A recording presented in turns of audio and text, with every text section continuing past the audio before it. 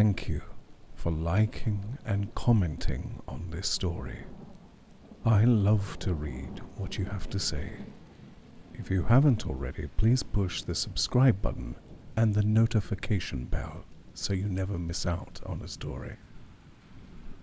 Above all, please share these stories with your friends so you can help the Black Dog Chronicles to continue. The Voice in the Night by William Hope Hodgson. Read for you by Huw Carr. It was a dark, starless night. We were becalmed in the northern Pacific. Our exact position I do not know, for the sun had been hidden during the course of a weary, breathless week by a thin haze which had seemed to float above us, about the height of our mastheads, at whiles descending and shrouding the surrounding sea. With there being no wind, we had steadied the tiller, and I was the only man on deck. The crew, consisting of 2 men and a boy, were sleeping forward in their den, while Will, my friend and master of our little craft, was aft in his bunk on the port side of the little cabin. Suddenly from out of the surrounding darkness there came a hail. "Schooner! Ahoy!" The cry was so unexpected that I gave no immediate answer because of my surprise. It came again, a voice curiously throaty and inhuman, calling from somewhere upon the dark sea, away on our port broadside. "Schooner! Ahoy! Hello?" I sung out, having gathered my wits somewhat. "What are you? What do you want?" "You need not be afraid," answered the queer voice, having probably noticed some trace of confusion in my tone. "I am only an old man."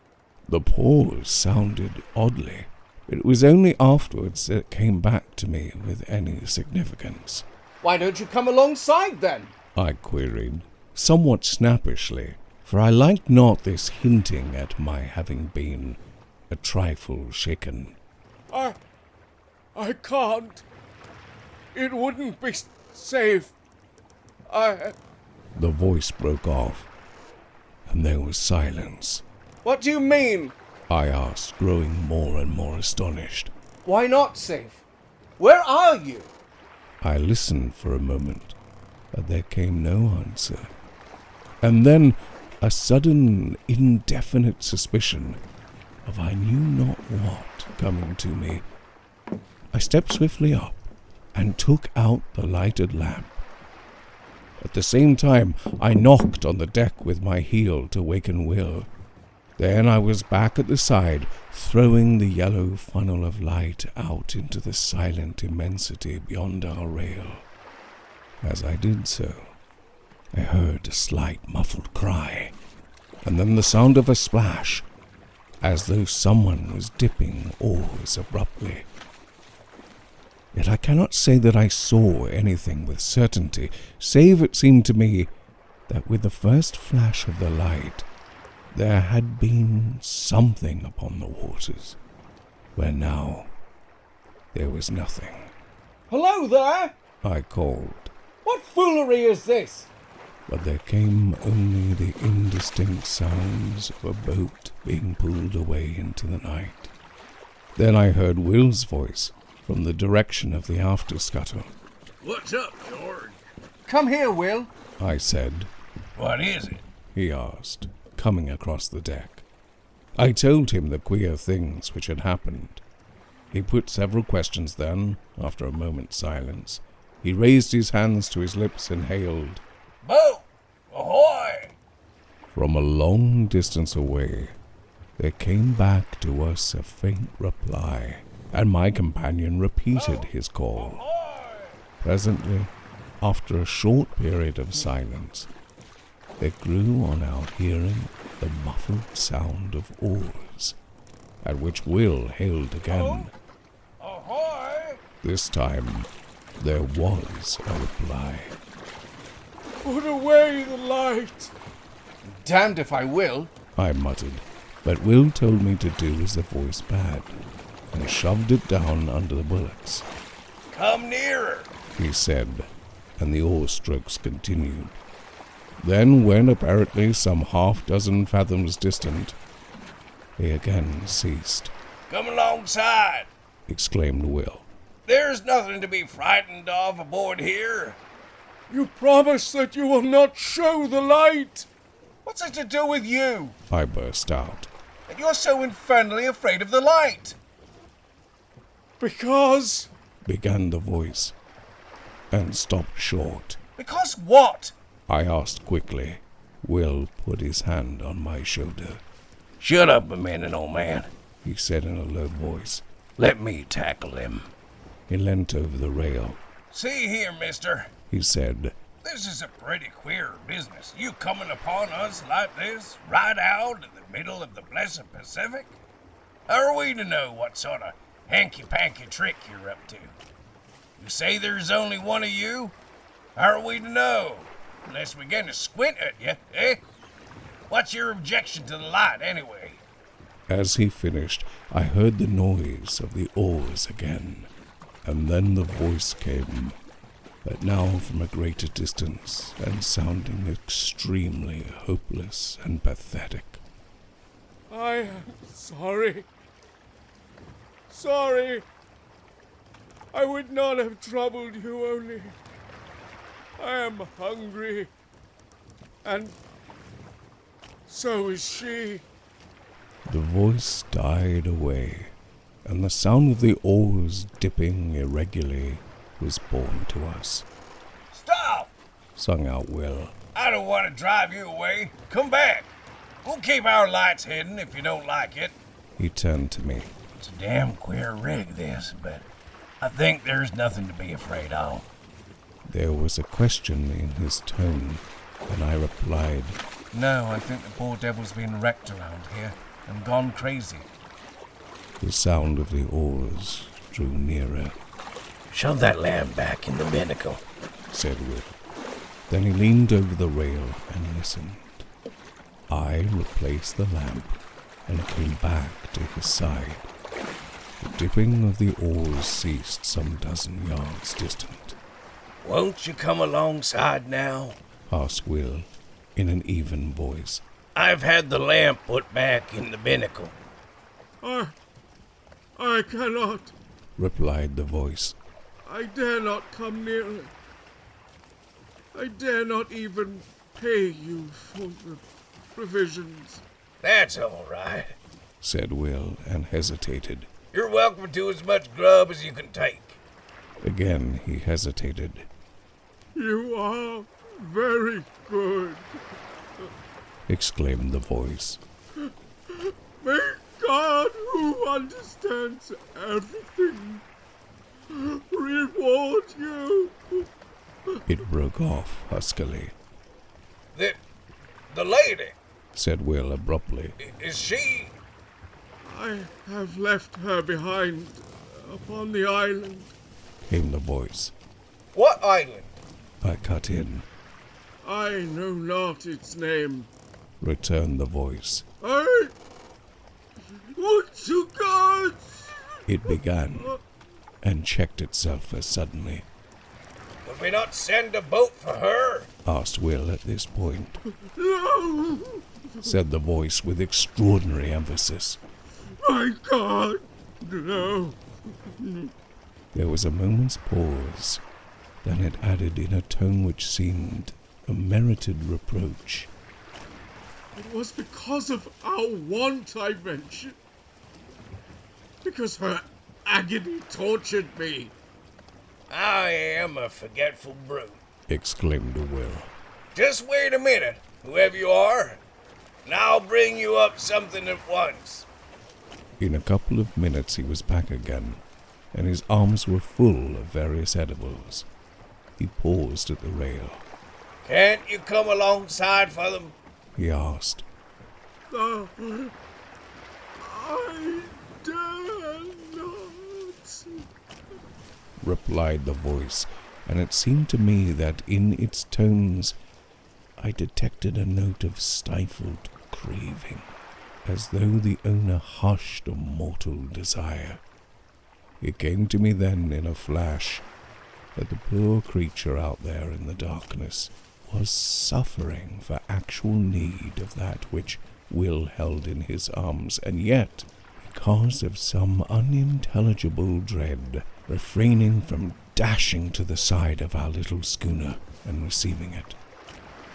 And with the lightning-like conviction, there came the knowledge that the invisible was not mad, but sanely facing some intolerable horror. Damn it, Will, I said, full of many feelings, over which predominated a vast sympathy. Get a box. We must float off the stuff to him in it. This we did, propelling it away from the vessel out into the darkness by means of a boat hook. In a minute, a slight cry from the invisible came to us, and we knew that he had secured the box. A little later he called out a farewell to us, and so heartful a blessing that I am sure we were the better for it. Then, without more ado, we heard the ply of oars across the darkness. Pretty soon off, remarked Will, with perhaps just a little sense of injury. Wait, I replied. I think somehow he'll come back. He must have been badly needing that food. And the lady, said Will. For a moment he was silent. Then he continued. It's the queerest thing ever I've tumbled across since I've been fishing. Yes, I said, and fell to pondering.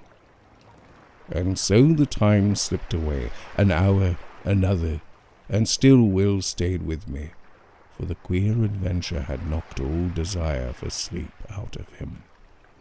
The third hour was 3 parts through, when we heard again the sound of oars across the silent ocean. Listen, said Will, a low tone of excitement in his voice. He's coming, just as I thought, I muttered. The dipping of the oars grew nearer, and I noted that the strokes were firmer and longer. The food had been needed. They came to a stop a little distance off the broadside, and the queer voice came again to us through the darkness. Schooner, ahoy! That you? Asked Will. Yes, replied the voice. I left you suddenly, but there was great need. The lady? Questioned Will. The lady is grateful now on Earth. She will be more grateful soon in heaven. Will began to make some reply in a puzzled voice, but became confused and broke off short. I said nothing. I was wondering at the curious pauses, and apart from my wonder, I was full of a great sympathy. The voice continued. She and I have talked as we shared the result of God's tenderness and yours. Will interposed, but without coherence. I beg of you not to belittle your deed of Christian charity this night, said the voice. Be sure that it has not escaped his notice. It stopped, and there was a full minute's silence. Then it came again. We have spoken together upon that which has befallen us. We had thought to go out without telling any. The terror which has come into our lives. She is with me in believing that tonight's happenings are under a special ruling and that it is God's wish that we should tell you all that we have suffered since... Yes? said Will softly. Since the sinking of the Albatross. I exclaimed involuntarily. She left Newcastle for Frisco some 6 months ago, and hasn't been heard of since. Yes. Answered the voice. Some few degrees to the north of the line she was caught in a terrible storm and dismasted. When the day came, it was found that she was leaking badly and presently falling to a calm. Sailors took to the boats, leaving a young lady, my fiancée and myself, upon the wreck. We were below, gathering together a few of our belongings when they left. They were entirely callous through fear, and when we came up upon the decks, we saw them only as small shapes afar off upon the horizon. And we did not despair, and set to work and constructed a small raft. On this we put such few matters as it would hold, including a quantity of water and some ship's biscuit.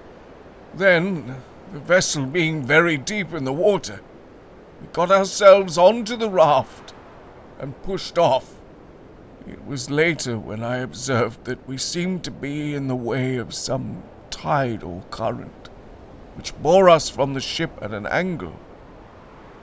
Then towards evening it grew misty, and so through the night.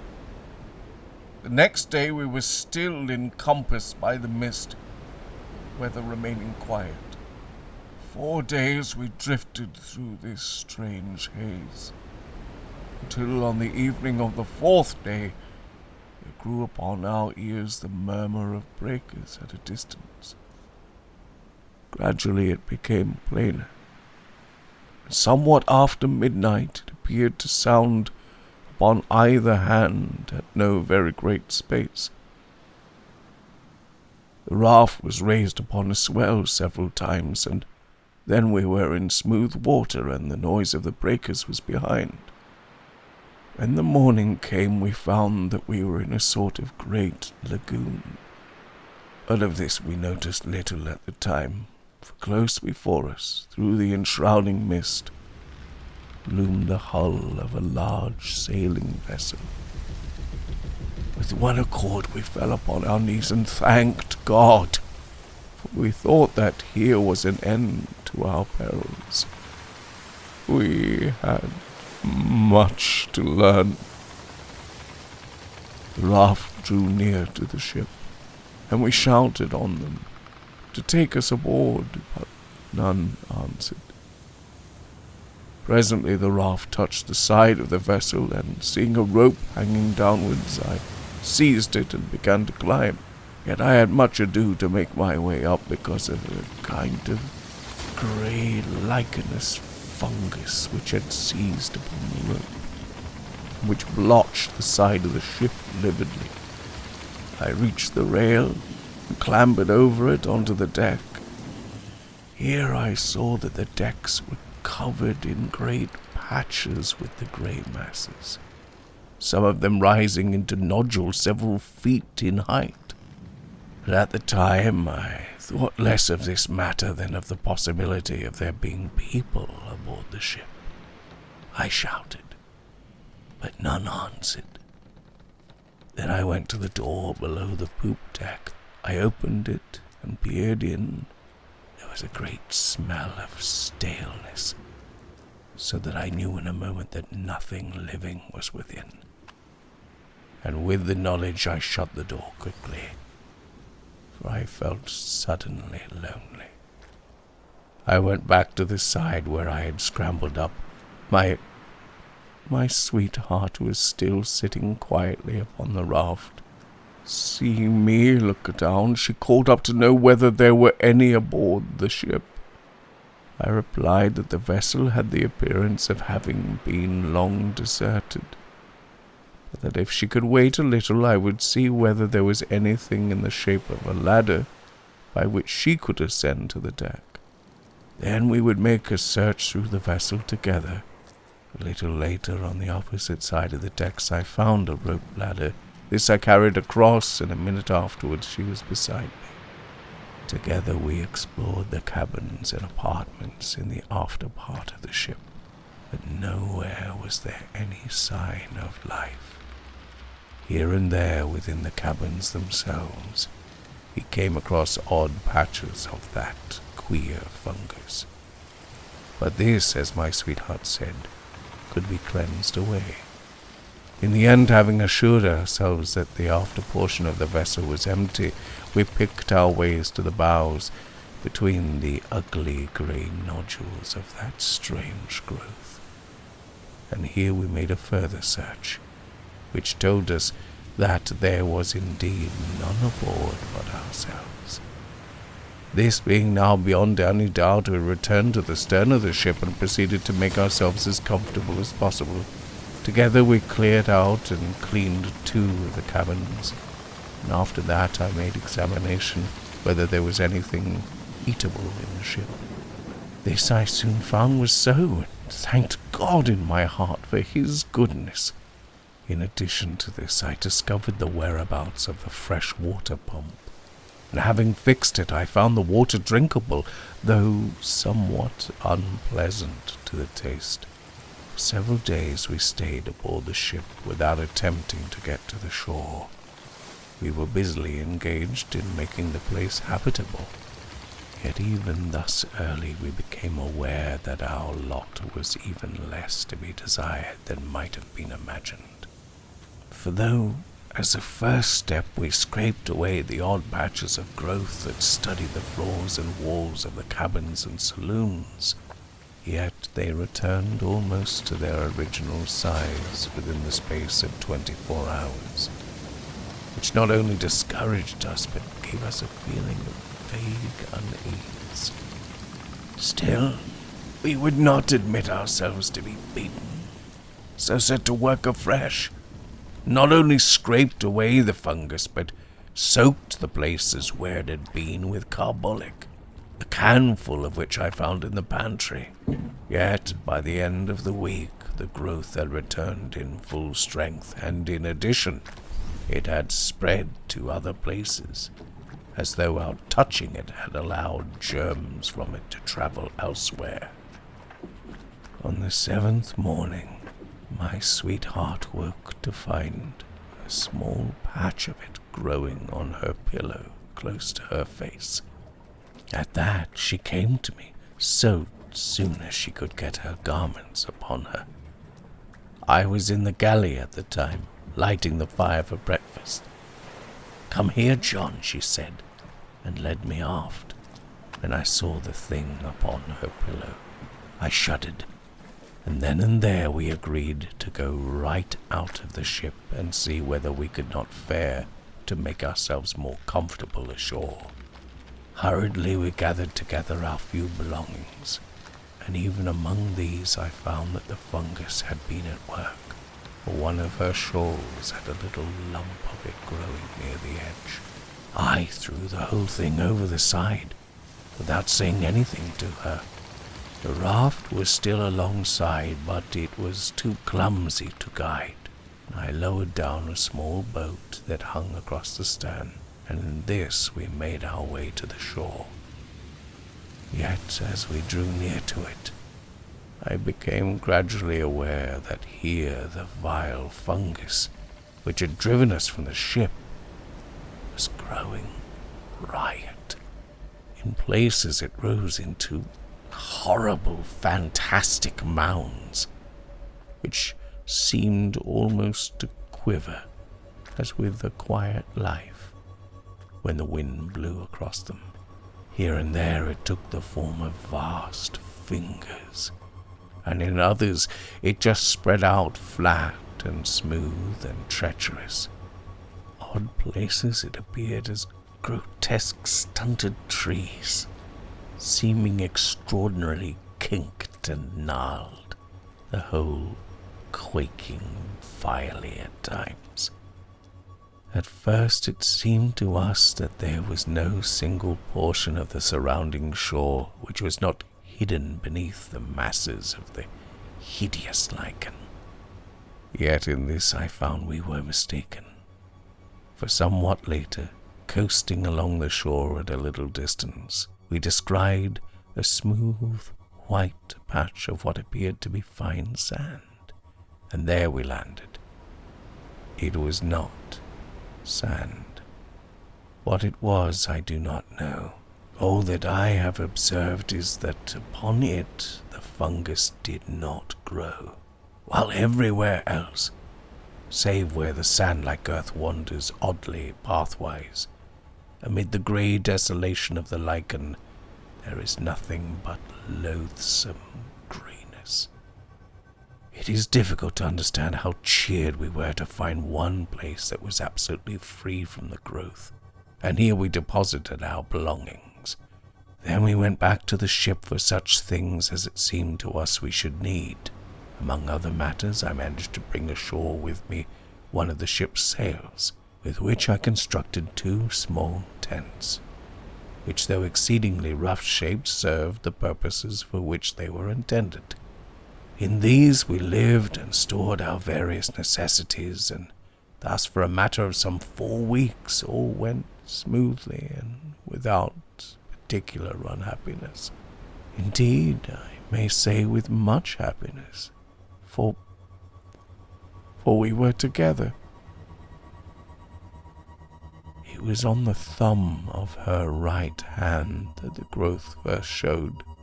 It was only a small circular spot, much like a little grey mole.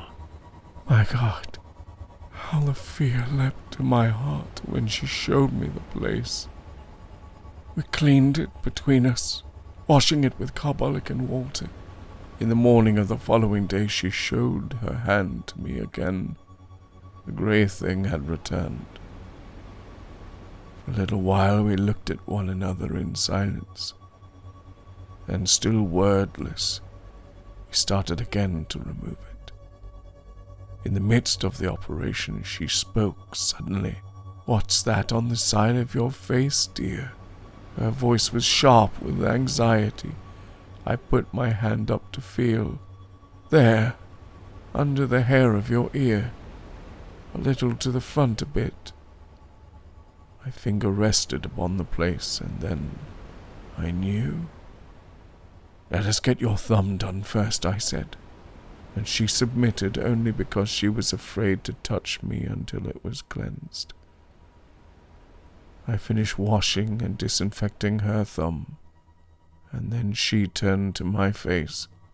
After it was finished, we sat together and talked a while of many things. There had come into our lives sudden, very terrible thoughts. We were all at once afraid of something worse than death. We spoke of loading the boat with provisions and water and making our way out into the sea, yet we were helpless for many courses, and the growth had attacked us already. We decided to stay. God would do with us what was His will. We would wait. A month, 2 months, 3 months passed, and the places grew somewhat, and there had come others. Yet we fought so strenuously with the fear that its headway was but slow, comparatively speaking. Occasionally we ventured off to the ship for such stores as we needed. There we found that the fungus grew persistently. One of the nodules on the main deck became soon as high as my head. We had now given up all thought or hope of leaving the island. We had realized that it would be unallowable to go among healthy humans with the thing from which we were suffering. With this determination and knowledge in our minds, we knew that we should have to husband our food and water. For we did not know at that time but that we should possibly live for many years. This reminds me that I have told you that I am an old man. Judged by years, this is not so, but he broke off, then continued somewhat abruptly. As I was saying, we knew that we should have to use care in the matter of food. But we had no idea then how little food there was left of which to take care.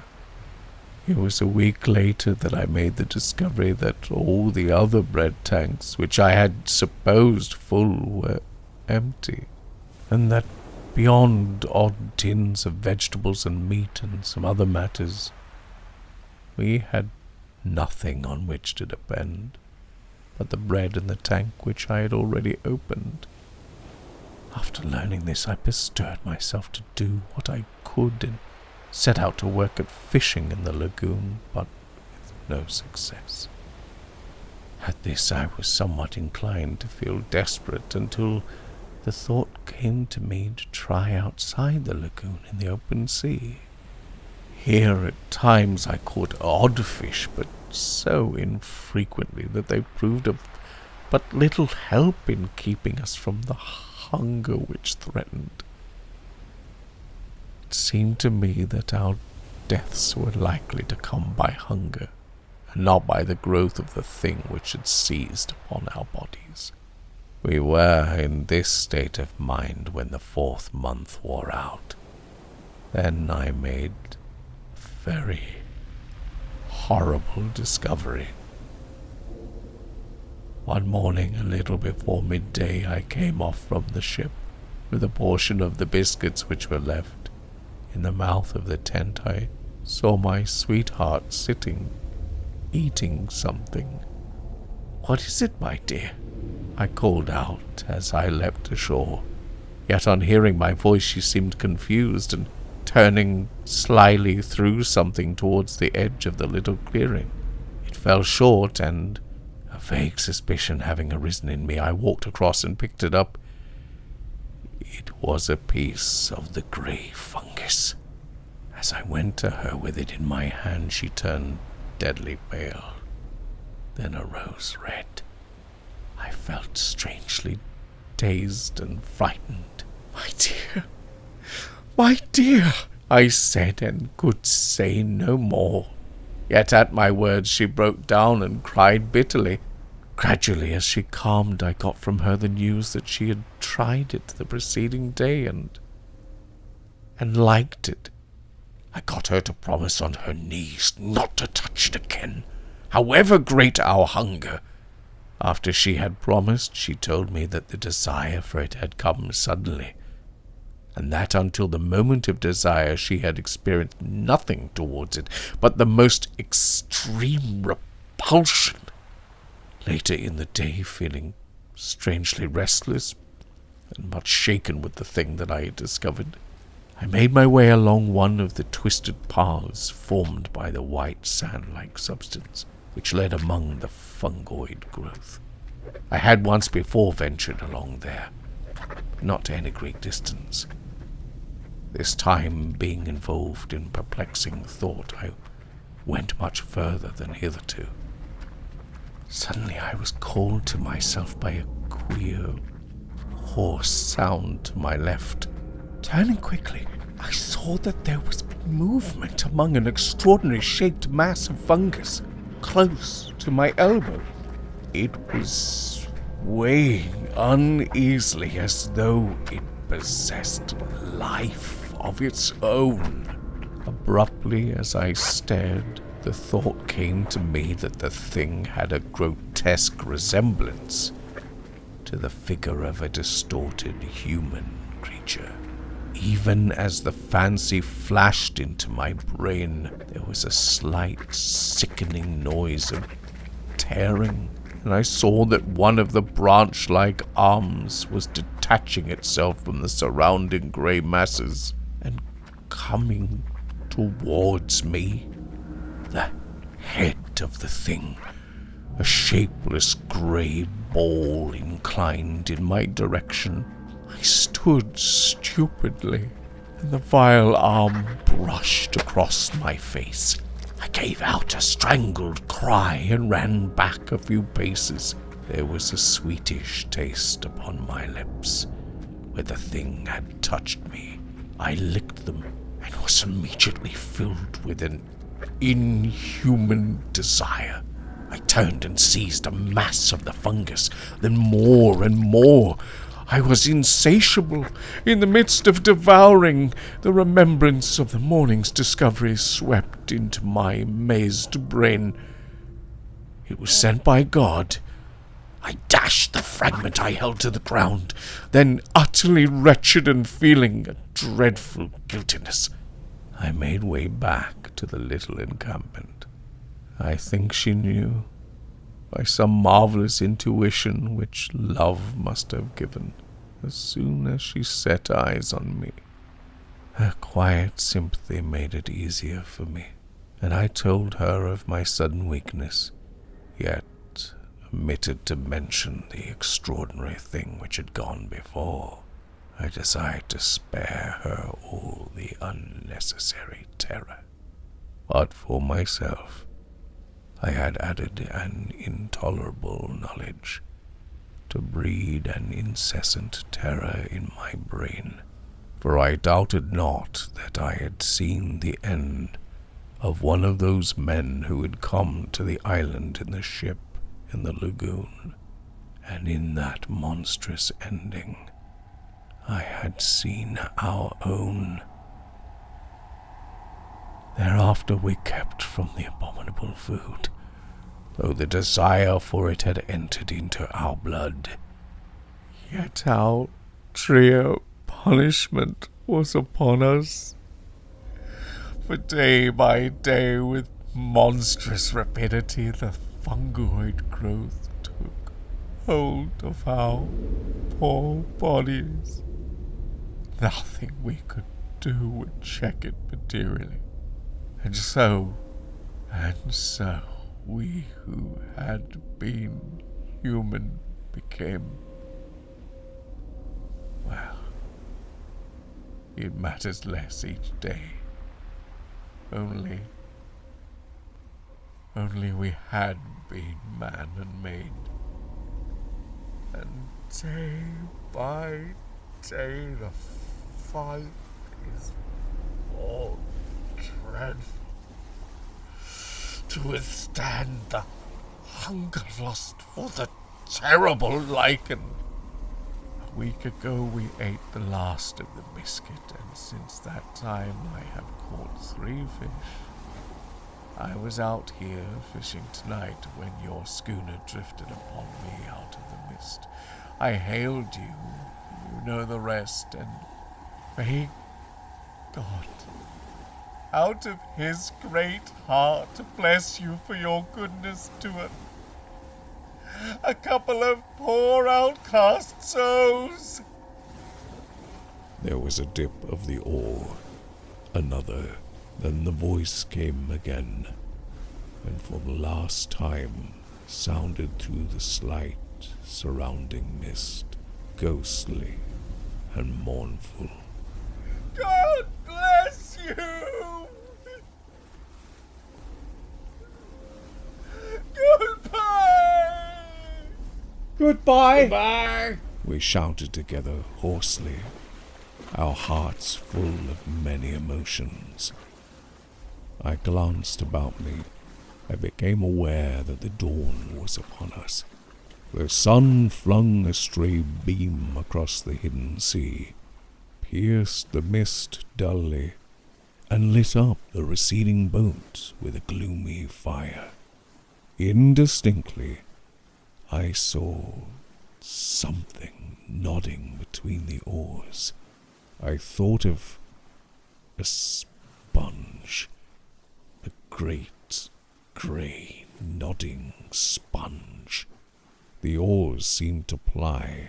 They were grey, as was the boat, and as my eyes searched a moment vainly for the conjunction of hand and oar, my gaze flashed back to the head.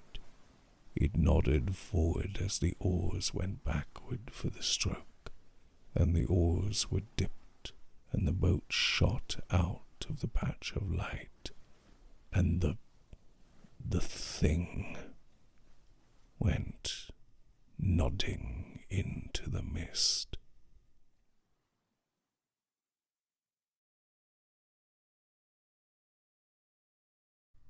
Next time on the Black Dog Chronicles, we learn that horror and hate can slip their way into almost anything.